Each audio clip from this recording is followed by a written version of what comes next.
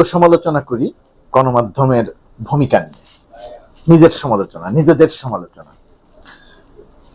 সমালোচনাটা হচ্ছে এরকম যে ফ্যাসিস্ট শেখ হাসিনা পালিয়ে চলে গেছে গণহত্যা করে, ফ্যাসিজম কায়েম করেছিল, জনগণ ছাত্র জনতা রাস্তায় নেমে গুলির সামনে বুক পেতে দিয়ে রক্ত ঝরিয়ে শেখ হাসিনাকে বিতাড়িত করেছে। শেখ হাসিনা বিতাড়িত হওয়ার পরে, পালিয়ে যাওয়ার পরে এখন পর্যন্ত 3টি টেলিফোন কথোপকথন প্রকাশিত হয়েছে। সে নিজেই এটা প্রকাশ করেছে, ইচ্ছা করে প্রকাশ করেছে যাতে মানুষকে ভয় দেখানো যায়, মানুষের ভেতরে আতঙ্ক ছড়ানো যায়।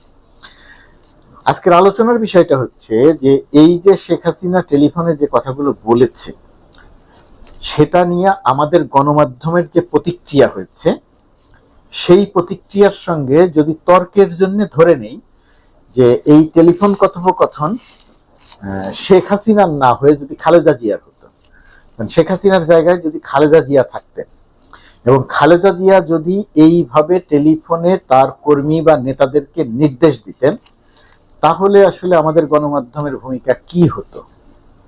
শেখ হাসিনার ক্ষেত্রে যেমন হয়েছে তেমনই হতো? নাগরিক সমাজের ভূমিকা কি হতো? সামাজিক সাংস্কৃতিক অঙ্গনের ভূমিকা কি হতো? তার আগে আমরা একটু স্মরণ করি যে শেখ হাসিনা এই পালিয়ে থাকা অবস্থাতে তার যে 3টি টেলিফোন কথোপকথন ফাঁস হয়েছে, এখানে তিনি কি বলেছেন আপনাদের নিশ্চয়ই মনে আছে। তারপর আরেকটু কথা বলি। প্রথমটাতে বলেছেন তিনি চট করে দেশের ভেতরে ঢুকে পড়বেন, বাংলাদেশ সীমান্তের কাছাকাছি আছেন, এসে সবাইকে শিক্ষা দিবেন, প্রথমটা বলেছেন। দ্বিতীয়টাতে বলেছেন কত 227 জন মানুষকে হত্যার হুমকি দিয়েছেন, 227 জনকে হত্যা করবেন, আরো অনেক কথা বলেছেন, মূল কথাটা বলেছি। তৃতীয় সর্বশেষ যেটা প্রকাশ হলো সেটা হচ্ছে ট্রাম্পের ছবি নিয়ে মিছিল করবে, সেই মিছিলে বাধা দিলে ফটোগ্রাফার ঠিক করে রেখে সেটার ছবি তুলবে, ছবি তুলে সেইটা ট্রাম্পের কাছে পাঠাবে, পাঠালে ডক্টর ইউনূসের সরকারের বিপদ হবে। মানুষ হত্যা করা, মানুষকে শিক্ষা দেওয়ার হুমকি দেয়া এবং ট্রাম্পের ছবি নিয়ে বাংলাদেশের ক্ষতি করা, সরকারের ক্ষতি করা, বাংলাদেশের ক্ষতি করা। তো এই যে শেখ হাসিনার কথোপকথন, এই কথাটা যদি বেগম খালেদা জিয়া বলতেন, তাহলে আমার ধারণা বাংলাদেশের গণমাধ্যমের প্রতিক্রিয়া আরো অনেক বেশি হতো। সমালোচনা, তীব্র সমালোচনা, দেশ বিরোধী খালেদা জিয়া ইত্যাদি কথা কয়েক গুণ বেশি হতো শেখ হাসিনার কথার প্রতিক্রিয়া বা সমালোচনা যতটা হয়েছে।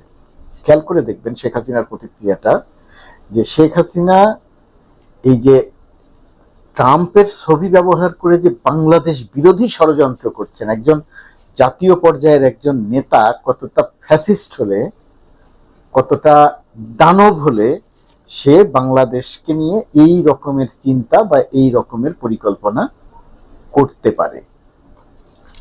এটা হচ্ছে আমাদের আত্মসমালোচনার জায়গা, যে আমরা সবকিছুকে আসলে এক চোখ দিয়ে দেখি না। আমাদের গণমাধ্যম অধিকাংশ, 2-3টি ছাড়া অধিকাংশ গণমাধ্যম আমরা এক চোখ দিয়ে দেখি না, এক রকম চোখ দিয়ে দেখি না, আমরা এক একজনকে এক এক রকম চোখ দিয়ে দেখি।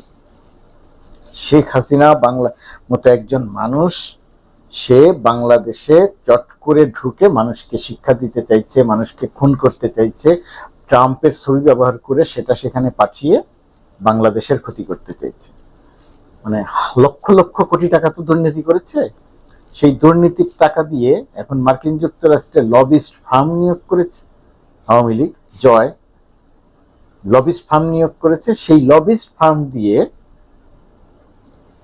বাংলাদেশ বিরোধী তৎপরতা চালানোর পরিকল্পনা করছে, কিছুটা শুরু করেছে। খেয়াল করে দেখবেন, ঢাকায় 10 নভেম্বর ঘোষণা দিল রাস্তায় নামবে, কিন্তু রাস্তায় তারা কেউ নামলো না, পাওয়া গেল না। তারপর একটা ভুয়া সংবাদ তৈরি করা হলো যে ট্রাম্পের ছবি নিয়ে মিছিল করছিল, তাদেরকে পুলিশ গ্রেপ্তার করেছে। সেই ছবিটি প্রকাশিত হলো। এই ছবিটি দিয়ে সংবাদ প্রকাশ করলো ইন্ডিয়া টুডে। খেয়াল করে দেখবেন, ইন্ডিয়া টুডে সংবাদ প্রকাশ করলো, শেখ হাসিনা হুমকি বুদ্ধি দিল, ঢাকায় সেইভাবে পরিকল্পিতভাবে ছবি তুললো সাজিয়ে গুছিয়ে, সেই ছবিটি চলে গেল ইন্ডিয়া টুডের কাছে এবং ইন্ডিয়া টুডে সেই ছবি প্রকাশ করে সংবাদ প্রকাশ করলো।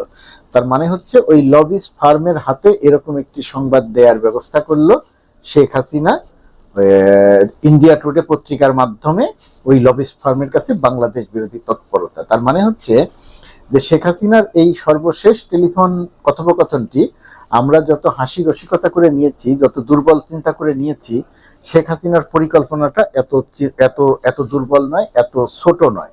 শেখ হাসিনার পরিকল্পনাটি অনেক অনেক অনেক বড়, অনেক বিশাল। শেখ হাসিনার পরিকল্পনাটি আঞ্চলিক এবং আন্তর্জাতিক। আঞ্চলিক এবং আন্তর্জাতিক এই জায়গাটিতে বাংলাদেশকে বহু রকমের বিপদে ফেলতে চাইছে শেখ হাসিনা। এখন এটা তো গেল আমাদের একটা অবস্থা। এই জায়গাটিতে সরকারের অবস্থান কি? সরকারের অবস্থান, সরকার কিছুটা বিচ্ছিন্ন। সরকার প্রপার ওয়েতে এই বিষয়গুলো মোকাবেলা করতে পারছে না বলে আমার ধারণা। যেমন ইন্ডিয়া টুডে একটা ফলস নিউজ প্রকাশ করলো, সেই ইন্ডিয়া টুডের ফলস নিউজের বিপরীতে যে বাংলাদেশের প্রতিক্রিয়া হওয়া দরকার ছিল, প্রতিবাদ পাঠানো দরকার ছিল, সেই সমস্ত কাজ কতটা হয়েছে, তাৎক্ষণিকভাবে হওয়া দরকার ছিল, তাৎক্ষণিকভাবে কতটা হয়েছে আমার জানা নাই। আমার জানা মতে হয়ই নাই কিছু। দিল্লিতে যে বাংলাদেশ মিশন আছে, দূতাবাস আছে, কলকাতায় যে ডেপুটি হাইকমিশন আছে, তাদের মাধ্যমে উচিত ছিল ইন্ডিয়া টুডের কাছে এটা নিশ্চিত করা যে এটা একটা ফলস নিউজ, এটা একটি গুজব, এটা একটি অসত্য মিথ্যা নিউজ। এটা যদি পাঠানো হতো এবং এটা যদি মার্কিন যুক্তরাষ্ট্র বা ট্রাম্প প্রশাসনের কাছেও পৌঁছানো হতো, তবুও এই জায়গাটিতে এতটা প্রোপাগান্ডা চালানোর সুযোগ শেখ হাসিনা পেত না। তো শেখ হাসিনা ষড়যন্ত্র করছে, শেখ হাসিনা প্রোপাগান্ডা চালাচ্ছে, শেখ হাসিনা আঞ্চলিক শক্তি ব্যবহার করে আন্তর্জাতিক অঙ্গনে লবিস্ট নিয়োগ করছে। এই জায়গাটিতে সরকার কিছু করছে না। অর্থাৎ দুটি জায়গাতেই দুর্বলতা। আমাদের গণমাধ্যমের দুর্বলতা, এই সংবাদটি নিয়ে যেভাবে সংবাদ প্রকাশিত হওয়া দরকার ছিল, যেভাবে মানুষের সামনে তুলে ধরা দরকার ছিল শেখ হাসিনার দানবীয় এবং সহিংস রূপ, সেটা মিডিয়া সেইভাবে করেনি। আর সরকার এই সংবাদটিকে যেভাবে মোকাবেলা করা দরকার ছিল সেটাও মোকাবেলা করেনি। অর্থাৎ এই জায়গাটিতে আমাদের এখনো পর্যন্ত একটা বড় দুর্বলতা রয়ে গেছে। সরকারের দায়িত্ব হওয়া উচিত কিভাবে তারা এই দুর্বলতা কাটাবে সেটার একটা মেকানিজম বের করা। বিষয়টিকে কোনোভাবেই